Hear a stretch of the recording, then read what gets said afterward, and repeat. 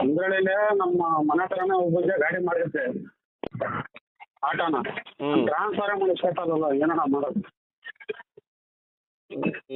ಏನು ಲೋನ್ ಮೇಲೆ ಮಾರಿದ್ರಾ ಅಥವಾ ಫುಲ್ ಕ್ಯಾಶ್ ಅಲ್ಲಿ ಮಾರಿದ್ರಾ? ಇಲ್ಲ full cash documents original documents ಎಲ್ಲ ಕೊಟ್ಟಿದ್ದೀನಿ. ಟ್ರಾನ್ಸ್ಫರ್ ಮಾಡಿಸ್ಕೊತೀನಿ ಅಂತ ಅಂದ್ಬಿಟ್ಟು ಎಲ್ಲ ಎಕ್ಸ್ಪಿ ಕ್ಯಾನ್ಸಲೇಷನ್ ಎಲ್ಲ ಕೊಟ್ಟಿದ್ದೀನಿ. ತಗೊಂಡೋಗಿ ಡಾಕ್ಯುಮೆಂಟ್ಸ್ ಈ ಕಡೆ ಅಡ ಮಾಡಿಬಿಟ್ಟಾನೆ, ಗಾಡಿನ ತಗೊಂಡ ಒಂದ್ ಕಡೆ ಅಡ ಮಾಡಿಬಿಟ್ಟಾನೆ. ಅಲ್ಲ ಸರ್, ನೀವು ಗಾಡಿ ಮಾರಿದ ಮೇಲೆ ಹಾಂ RC ಕಾರ್ಡು ಟ್ರಾನ್ಸ್ಫರ್ ಮಾಡಿಸ್ಕೊಳ್ಳೋದಕ್ಕೆ ಒಂದ್ ಸಮಯ ಅಂತ ಕೊಡ್ಬೇಕು. ನೋಡಪ್ಪ, ಗಾಡಿನ ಮಾರಿದೀನಿ ನೋಡು, ಲೋನ್ ಇದ್ದಿದ್ದನ್ನ ಕ್ಯಾನ್ಸಲ್ ಮಾಡಿ HP ಕೂಡ ಕ್ಯಾನ್ಸಲ್ ಮಾಡಿಸ್ಕೊಟ್ಟಿದೀನಿ.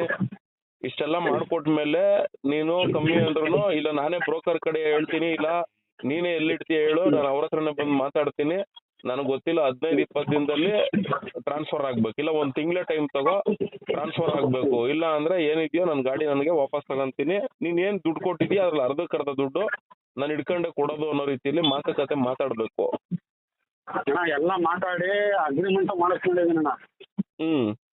ಒಂದ್ ತಿಂಗಳೊಳಗೆ ಟ್ರಾನ್ಸ್ಫರ್ ಮಾಡಿಸ್ಕೋಬೇಕು, ಆಫೀಸಲ್ಲೇ ಟ್ರಾನ್ಸ್ಫರ್ ಮಾಡಿಸ್ಕೊಂಡೆ. ಆಫೀಸಲ್ಲಿ ಏನೋ ದುಡ್ಡು ಜಾಸ್ತಿ ಅಂತ ಅಂದ್ಬಿಟ್ಟು ಮಾಡಿಸ್ಕೊಂಡಿಲ್ಲ. ನಾನು ಸಪ್ರೇಟ್ ಆಗಿ ಹೊರಗಡೆನೆ ಮಾಡಿಸ್ಕೊತೀನಿ, ಒಂದು ತಿಂಗಳಿಗೆ ಮಾಡಿಸ್ಕೊತೀನಿ ಅಂತ ಅಗ್ರಿಮೆಂಟ್ ಎಲ್ಲ ಮಾಡಿಕೊಟ್ಟ. ಅದು ಅಗ್ರಿಮೆಂಟ್ ಎಲ್ಲ ಮಾಡಿಕೊಟ್ಬಿಟ್ಟು ಏನ್ ಮಾಡ್ಬಿಟ್ಟಾನೆ, ಡಾಕ್ಯುಮೆಂಟ್ಸ್ ತಗೊಂಡಾಗೆ ಪಟಾಕಾರ ಪಳ್ಳದಲ್ಲಿ ಅಡ ಮಾಡಿಬಿಟ್ಟಾನೆ. ಗಾಡಿನೇ ತಗೊಂಡೋಗಿ ಬೇರೆ ಕಡೆ ಅಡ ಮಾಡಿಬಿಟ್ಟಾನೆ. ಈಗ ಅವರು ಗಾಡಿನೂ ಸಿಕ್ತಲ್ಲ. ಅಲ್ಲ, ಇವಾಗ ನಾನು ಹೇಳ್ತೀನಿ ಕೇಳಿ, ಇವಾಗ ನಿಮ್ಮ ಹೆಸರಲ್ಲಿರೋ ಗಾಡಿನ ಅವನು ಆ ರೀತಿಲಿ ಅಡ ಇಟ್ಟಿದ್ದಾನೆ, ನಿಮ್ಮ ಹೆಸರಲ್ಲಿರೋ ಗಾಡಿ ಡಾಕ್ಯುಮೆಂಟ್ನ ಇನ್ನೊಂದ್ ಕಡೆ ಅಡ ಇಟ್ಟಿದ್ದಾನೆ ಅಂದ್ರೆ, ಅಡ ಇಕ್ಕಿಸ್ಕೊಂಡಿದಾರಲ್ಲ ಅಂತವ್ರು ಅವಿವೇಕಿಗಳು. ಯಾಕೆ ಅಂದ್ರೆ ಅಡ ಇಕ್ಕಿಸ್ಕೊಳ್ಬೇಕಾದ್ರೆ ಅಡ ಇಕ್ಕಕ್ ಬಂದಿರೋ ಅಂತವ್ನ ಹೆಸರಲ್ಲಿ ಐತಾ ಡಾಕ್ಯುಮೆಂಟು, ಅಡ ಇಕ್ಕವ್ನ ಹೆಸರಲ್ಲಿ ಐತಾ ಗಾಡಿ ಅನ್ನೋದನ್ನ ತಿಳ್ಕೊಳ್ಳದೆ ದುಡ್ಡು ಕೊಟ್ಟಿರೋದು ಅವರು ಮುಟ್ಟಾಳ್ರು. ಈಗ ನೀವು ಮಾಡ್ಬೇಕಾಗಿರೋದು ಇಷ್ಟೇ ಕೆಲಸ.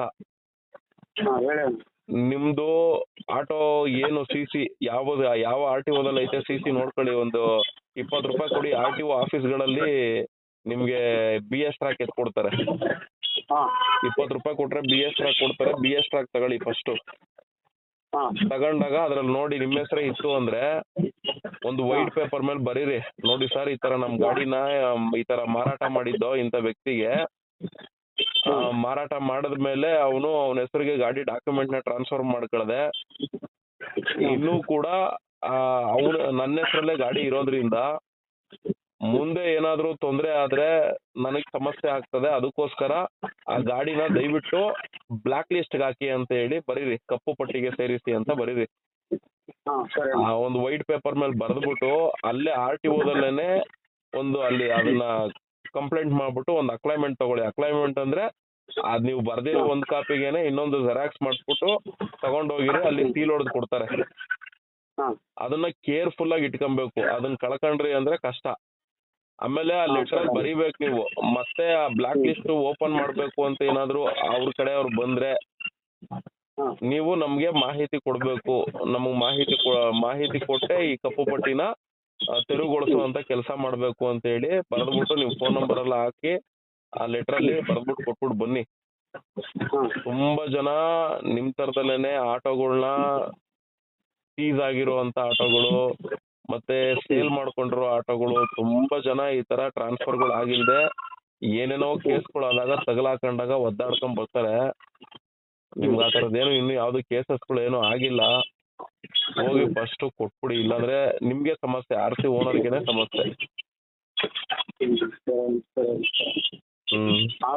ಸ್ಟೇಷನ್ಗೂ ಕಂಪ್ಲೇಂಟ್ ಕೊಟ್ಟೆ, ಸ್ಟೇಷನ್ ಅಲ್ಲಿ ಕಂಪ್ಲೇಂಟ್ ತಗೊಳಲ್ಲ. ಏನು ಕರ್ಸ್ಬಿಟ್ಟು ಏನಂದ್ರು, ಒಂದ್ ತಿಂಗಳ ಟ್ರಾನ್ಸ್ಫರ್ ಮಾಡ್ತಾರೆ ಅಂತ ಅಂದ್ಬಿಟ್ಟು ಅವ್ರಿಗೂ ಬೈಕ್ ಕಳಿಸಿದ್ರು.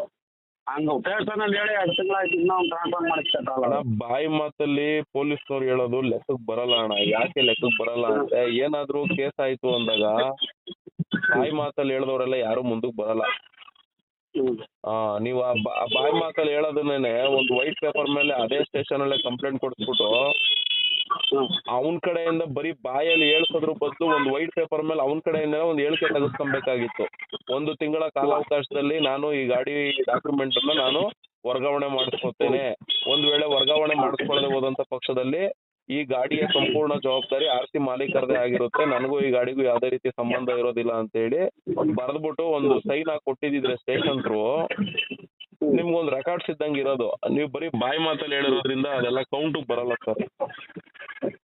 ಅದನ್ನು ಡಾಕ್ಯುಮೆಂಟ್ಸ್ ಅಡಾಕ್ಟವ್ರಲ್ಲ ಅವರು 15,000 ಕೊಡ ನಿಮ್ ಡಾಕ್ಯುಮೆಂಟ್ಸ್ ನಿಮ್ಗೆ ಕೊಡ್ತೀನಿ ಅವರು ನನಗೆ ಹೇಳ್ತಾರೆ. ನನಗೇನು ಗಾಡಿನೇ ಸಿಗ್ತಲ್ಲ ನೀವು ಆ ವ್ಯಕ್ತಿಗೆ ಡಾಕ್ಯುಮೆಂಟ್. ಹೇಳಿ, ನೋಡಪ್ಪ ಡಾಕ್ಯುಮೆಂಟ್ ನ ಅಡ ಇಕ್ಕಿರೋ ಬಂದು ನಾನಲ್ಲ, ನೀನು ದಡ್ಡ ಅವಿವೇಕಿ ನನ್ನ ಮಗ, ನೀನು ಯಾವನ ಹೆಸರಲ್ಲಿ ಐತೆ ಅನ್ನೋದನ್ನ ತಿಳ್ಕೊಳ್ದೇನೆ ಗಾಡಿ ಡಾಕ್ಯುಮೆಂಟ್ ಇಟ್ಕೊಂಡಿದ್ಯಾ. ಗಾಡಿನೇ ಇಲ್ದೆ ಹೋಗಿದ್ರೆ ಗಾಡಿ ಡಾಕ್ಯುಮೆಂಟ್ ಇಟ್ಕೊಂಡೇನು ಉಪ್ಪು ಖಾರ ಹಾಕೊಂಡು ನೆಕ್ತಿಯಾ?